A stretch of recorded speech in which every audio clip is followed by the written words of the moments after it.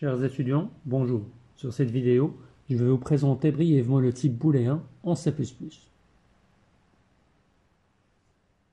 Un booléen est une variable qui peut prendre deux valeurs, vrai ou faux, ou pour être plus exact, true ou bien false. Il a été introduit comme type de base en C++ dès la norme de 98.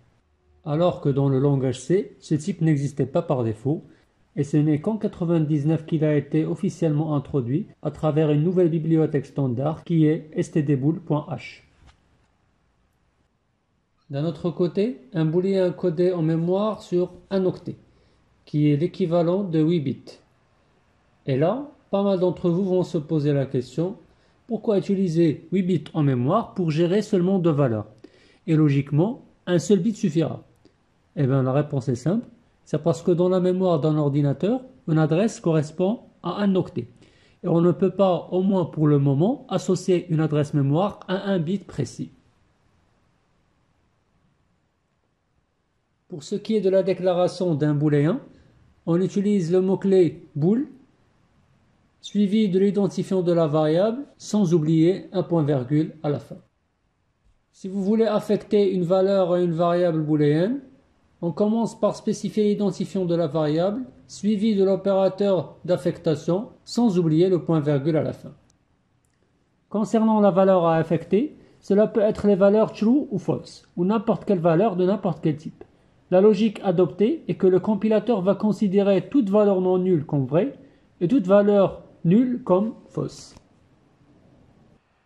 Pour ce qui est de l'initialisation, vous pouvez utiliser la syntaxe connue et qui consiste à directement affecter une valeur après la déclaration de la variable. Comme vous pouvez utiliser une autre syntaxe. Juste après le type et l'identifiant de la variable, on met la valeur à affecter entre parenthèses, suivie par le point-virgule. Pour tester la valeur d'une variable booléenne, on peut utiliser les instructions de branchement conditionnel connues comme le if ou l'opérateur ternaire point d'interrogation. J'ai déjà publié une vidéo qui détaille ces instructions et pour les personnes qui voudraient se rappeler un petit peu la syntaxe, vous trouverez le lien sur la description. On va voir quelques exemples pour tester la valeur d'une variable booléenne. Dans le premier exemple, on a déclaré une variable b de type bool qu'on a initialisée avec la valeur true. Je peux tester si la valeur b est vraie avec l'instruction if en évaluant l'expression b double égale true. Évidemment, si le test est évalué à vrai, alors les traitements entre accolades vont s'exécuter. Sinon, on peut garder seulement la variable b entre parenthèses et le compilateur va évaluer sa valeur qui est soit true, soit false. Il est aussi possible de comparer la valeur à 1 au lieu de true. Et ceci est aussi valable pour 0 qui peut prendre la place de false. Sinon, il est possible d'inverser la logique de la valeur booléenne en la précédant par l'opérateur nr, point d'exclamation, pour l'inversion logique. Dans l'exemple, la variable b a été initialisée à true. Mais en évaluant l'expression point d'exclamation b, on va tout simplement tester si b est fausse. Et dans ce cas-là, les traitements entre accolades vont s'exécuter uniquement si la valeur de b est fausse. D'un autre côté, le C++ a prévu deux manipulateurs pour gérer l'affichage des valeurs booléennes sur la sortie. Le premier est bool alpha, qui permet d'afficher la valeur booléenne avec des caractères. Dans l'exemple, on a déclaré une variable booléenne qu'on a initialisée avec 0 et qu'on a par la suite affichée avec le manipulateur bool alpha. Ceci va nous permettre d'afficher la chaîne false sur l'écran. Le deuxième manipulateur, qui est d'ailleurs activé par défaut, permet d'annuler l'effet du bool alpha en affichant les valeurs booléennes sous une forme numérique, c'est-à-dire 0 pour false et 1 pour true. Dans l'exemple sur la gauche, on a déclaré une variable b de type bool qu'on a initialisée avec la valeur true. Ensuite, en utilisant le bool alpha, on a affiché la valeur de b sur l'écran, chose qui va donner la chaîne true sur la sortie. Par la suite, on va annuler l'effet du bool alpha avec le no bool alpha et réafficher la valeur de b, ce qui va nous donner 1 sur la sortie. Pour bien comprendre l'utilisation du type booléen en C++, on va faire un petit exemple sur l'éditeur d'FC++. Je vais commencer par déclarer une variable booléenne qu'on va appeler b. et qu'on va initialiser avec la valeur true. Ensuite, je vais afficher cette valeur directement sur l'écran et je vais compiler et exécuter. Là, comme vous le voyez, si vous affichez une variable booléenne directement sur la sortie, il va vous l'afficher sous sa forme numérique. Par exemple, là, bet initialisé à true nous a donné 1. Comme on vient de le voir, on peut changer cela en activant le manipulateur bool alpha qui va permettre d'afficher la valeur de la variable booléenne sous la forme d'une chaîne de caractères true ou false. Ensuite, on va changer la valeur de la variable b. On va lui affecter par exemple 0. Et on va la réafficher sur l'écran. Et toujours avec le manipulateur bool alpha qui est activé. Donc là, ça va afficher tout simplement la valeur false parce qu'on a affecté 0. Et comme on a dit tout à l'heure, qui équivaut à la valeur false. Si jamais vous affectez une autre valeur, quelle qu'elle soit, qui est différente de 0. Donc par exemple, je vais donner carrément une valeur négative.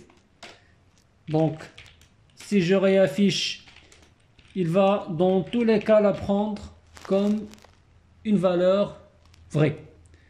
Donc là, comme vous le voyez, quand j'ai affecté la valeur moins 999 et que j'ai réaffiché la valeur de b, elle a donné true. Et ceci est valable pour n'importe quelle valeur de n'importe quel type. C'est-à-dire que vous pouvez affecter une valeur entière, réelle, un caractère, une chaîne de caractères. Donc, quelle que soit cette valeur, si elle est différente de 0 ou de nul, elle va tout simplement la considérer comme vraie. Sinon, si c'est égal à 0 ou bien à nul, ça va donner tout simplement false. Donc, on va tester ça. On va affecter à b le marqueur nul. Donc, si on réaffiche la valeur de b, là, il va afficher comme quoi c'est false, tout simplement. Parce qu'il va considérer que b contient une valeur qui est égale à 0.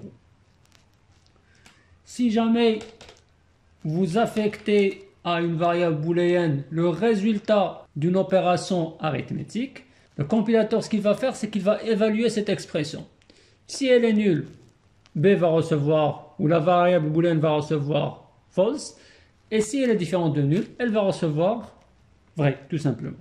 Donc, si par exemple j'affecte à b plus 2, donc il va tout simplement prendre la valeur de b qui est fausse, ou si vous voulez qui est égale à 0.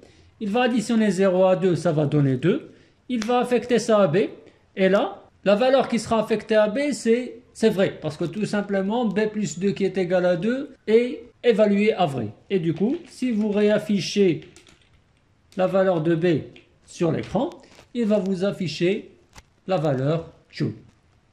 Ce qu'on vient de voir n'est pas valable uniquement pour les opérations arithmétiques, mais pour toutes les autres opérations existantes. Si par exemple, j'affecte à b le résultat d'une comparaison, 50 000 inférieur à 5 par exemple. Donc là, normalement, le compilateur il va évaluer cette expression. Donc, à l'issue de laquelle il va dire que c'est faux.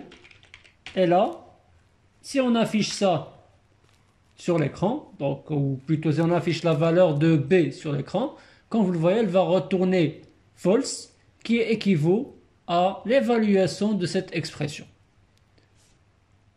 On peut aussi, par exemple, affecter le résultat de l'évaluation d'une expression logique. Par exemple, true, double et false.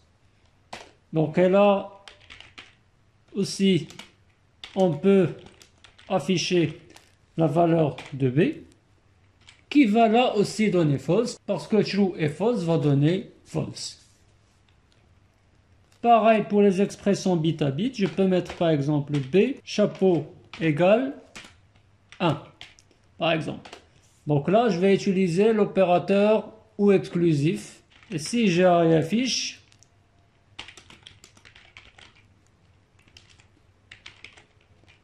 il va me donner le résultat de l'évaluation de b ou exclusif 1 qu'il va affecter par la suite à b Et dans ce cas-là, ça va donner comme résultat true. C'est tout pour cette vidéo sur le type booléen. Dans la prochaine partie, je vous présenterai Inch'Allah un autre type ajouté à partir du C++17 qui est le type byte. Et si vous avez des questions, n'hésitez pas à me contacter par mail.